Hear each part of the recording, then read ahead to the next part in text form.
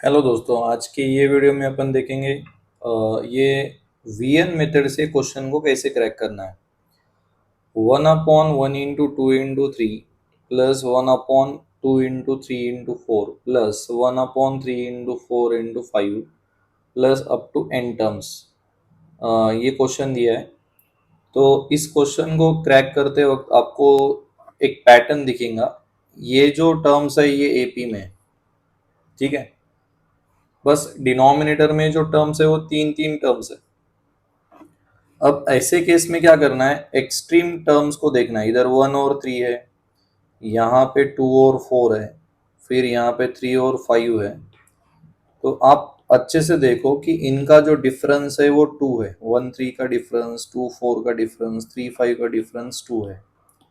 So you need to do some adjustment. आपको कुछ adjustment करनी पड़ती है। यहाँ पे क्या करनी है, न्यूमरेटर में क्या है, यहाँ पे 1 है, तो आपको 2 एडजस्ट करना है हर एक के न्यूमरेटर में, जितने भी टर्म्स है यहाँ पे।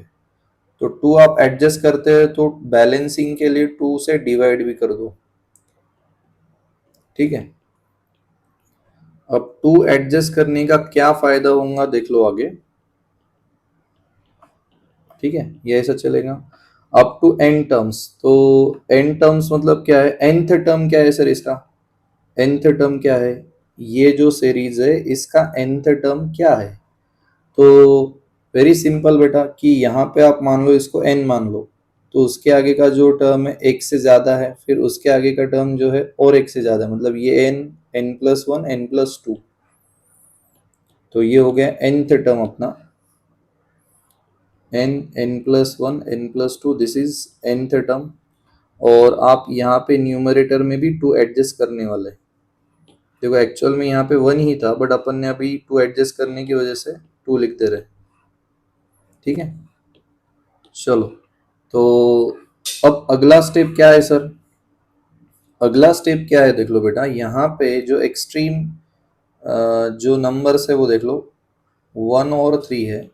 तो 1 और 3 का जो डिफरेंस है मैं जो बता रहा हूँ वो 2 है। तो आपको 2 को लिखना है 3 - 1। फिर ये जो 2 को लिखना है आपको, देखो यहाँ पे एक्सट्रीम टर्म्स कौन है, 2 और 4। तो 4 - 2 लिखना है, ये है एडजस्टमेंट।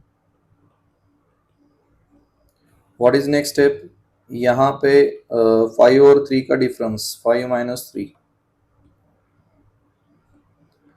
तो ऐसा लास्ट तक चलते रहेगा। तो nth टर्म के लिए भी क्या रहेगा, एक्सट्रीम टर्म्स कौन कौन है यहाँ पे, n और n+2। तो मतलब बड़ा टर्म और ये छोटा टर्म, उनका डिफरेंस करो। तो n+2 - n upon n into n+1 n+2, ठीक है। अब अगला स्टेप क्या है सर, अब अगला स्टेप ये है बेटा कि यहाँ पे सेपरेट डिवाइड करना है। सेपरेट डिवाइड करते हो क्या करना है देख लो, ये 1/2 आप याद रखो कि अपने को लास्ट में मल्टीप्लाई करना है। देखो सेपरेट डिवीजन करते हो मैं क्या करने वाला, ये जो पहला टर्म है पहले लिख देता हूँ मैं, अच्छे से समझ में आ जाता है आपको। 3 - 1, 1 × 2 × 3, तो इसको ऐसा लिखना है बेटा, 3/1 × 2 × 3 माइनस 1/1 × 2 × 3।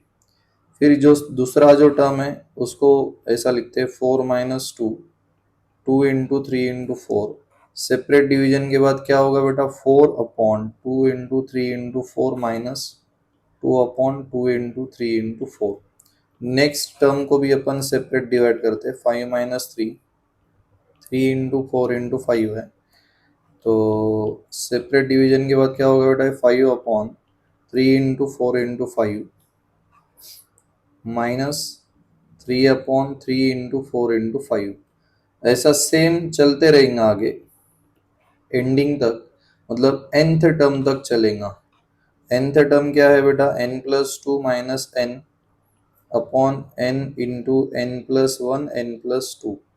चलो सेपरेट डिवाइड करने के बाद क्या आता है बेटा, n+2 upon n into n+1 into n+2 minus n upon n into n+1 into n+2, ठीक है। मतलब अपन ने इन शॉर्ट क्या किया है, दो टर्म्स के डिफरेंस में कन्वर्ट कर दिया अपन ने। ये जो सिंगल टर्म था ना, उसको अपन ने दो टर्म्स के डिफरेंस में कन्वर्ट कर दिया है, ऐसे हर एक टर्म को कन्वर्ट कर दिया है। सो मेथड ऑफ डिफरेंस। तो इसका फायदा क्या होता है सर, देख लो इसका फायदा। आप देखो अभी एक पैटर्न क्रिएट होंगे यहाँ पे। ये 3 और ये 3 पहले कैंसिल आउट कर लो, 1 कैंसिल आउट करने की कर सकते हैं। फिर ये 4 4 कैंसिल करो, 2 2 कैंसिल कर दो, यहाँ पे 5 5 कैंसिल करो, 3 इधर n+2, यहाँ पे n। तो आप अब देखो कौन से टर्म्स रिमेनिंग है यहाँ पे। तो यहाँ पे 1/1 × 2 बचता है, और इधर 1/2 × 3 इज इक्वल टू 1/2 × 3 -1/3 × 4। एकदम अच्छे से समझ लो डिटेल में। 1/3 × 4, 1/4 × 5। लगा तो वीडियो पॉज करो, आपको खुद से लॉजिक मिल गया होगा तो आप खुद से ट्राई करो, नहीं मिल रहा है तो आप 1 मिनट के बाद वीडियो कंटिन्यू करो, राइट। सर अब अगला स्टेप यहाँ पे n × n+1 बेटा -1/n+1 × n+2, ठीक है। ये अपन ने ऑलमोस्ट इसको सिंप्लीफाई कर दिया है, दो टर्म्स के डिफरेंस में कन्वर्ट कर दिया है हर एक टर्म को। अब देखो यहाँ पे एक मजेदार स्टेप है। यहाँ पे क्या है, यहाँ पे टर्म्स कैंसिल होते चलते हैं। कौन से टर्म्स कैंसिल हो रहे, देखो ये माइनस, ये प्लस, ये माइनस और ये प्लस। तो ये ऐसा आगे चलते रहेगा, कहाँ से यहाँ से यहाँ तक ऐसे चलते रहेगा। तो एंडिंग में कहाँ तक कैंसिल होगा, यहाँ पे और यहाँ पे कैंसिल आउट हो जाएगा, ठीक है। तो ये ऐसा क्रॉस में कैंसिल होते चल रहा है, ये ऐसा कैंसिल हो रहा है, ये कैंसिल हो रहा है, ये भी कैंसिल होगा, तो एंडिंग में ऐसा कैंसिल हो जाएगा। तो कौन से टर्म्स रिमेनिंग है वो आइडेंटिफाई करो। सिर्फ ये एक टर्म रिमेनिंग है और ये एक टर्म रहेगा इस सम में। तो इसका सम क्या आता है देख लो, 1/1 × 2 -1/n+1 × n+2, और 1/2 अपन ने बाजू में रखा था, देख लो कॉमन लिया था, तो वो 1/2 ये अपना इसका सम है फॉर दिस क्वेश्चन। ये जो पैटर्न आपने देखा है सर, इसमें मैं आपको और एक क्वेश्चन भी पढ़ा देता हूँ। कभी कभी क्वेश्चन में आता है यस इन्फिनिटी फाइंड कर लो। तो यस इन्फिनिटी फाइंड करना है, मतलब sum of infinite terms for this question yes infinity. इसमें इनफाइनाइट टर्म्स है, तो सीधा सीधा आप यहाँ पे इन्फिनिटी पुट कर दो, इधर भी इन्फिनिटी, तो ये क्या हो जाएगा बेटा, 0 हो जाएगा। तो आंसर क्या आ जाएगा, 1/2 × 1/2। तो फाइनल आंसर आ रहा 1/4 फॉर इनफाइनाइट टर्म्स के सम के लिए, सम ऑफ इनफाइनाइट टर्म्स। और ये तो इनफाइनाइट टर्म्स का मैंने एक्स्ट्रा क्वेश्चन बता दिया आपको।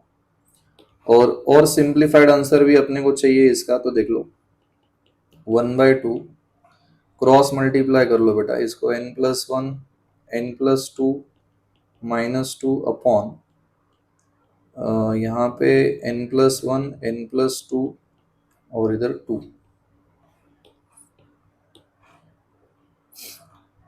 ठीक है। चलो सिंप्लीफाई करने के बाद ये 1/4 आ रहा है। यहाँ पे और सिंप्लीफाई कर सकते हैं आप, n² + 3n + 2 -2, डिनोमिनेटर में n+1 और इधर n+2। कुछ और कैंसिल आउट हो रहा है क्या, देख लो। कैंसिल आउट हो गया है, तो कुछ कॉमन आ रहा है क्या, अभी ऊपर से n कॉमन आ रहा है, n+3, डिनोमिनेटर में n+1 और n+2।